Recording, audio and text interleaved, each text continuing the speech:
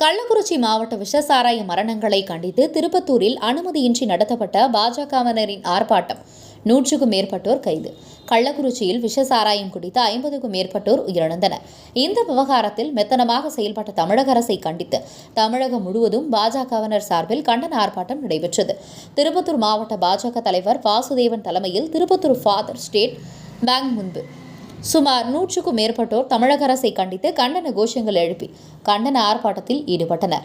ஆனால் போலீசார் இந்த ஆர்ப்பாட்டத்திற்கு அனுமதி வழங்காத நிலையில் தடையை மீறி ஆர்ப்பாட்டத்தில் ஈடுபட்ட காரணத்தால் 100க்கும் மேற்பட்ட பாஜகவினரை போலீசார் கைது செய்து பேருந்து மூலம் கொண்டு சென்று தனியார் திருமண மண்டபத்தில் அடைத்தனர். மேலும் பாதுகாப்பு பணியில் சுமார் 50க்கும் மேற்பட்ட போலீசார் ஈடுபட்டனர் என்பது குறிப்பிடத்தக்கது.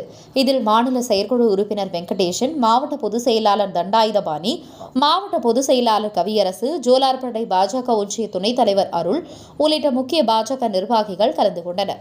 உங்கள் பகுதியில் உடனுக்குடன் முக்கிய செய்திகள் உங்கள் விரல் நுனியில் காண எங்கள் தவசி நியூஸ் 24 சேனலை காண தவறாதீர்கள். உங்கள் திருப்பத்தூர் மாவட்ட செய்தியாளர் சி. ரமேஷ்.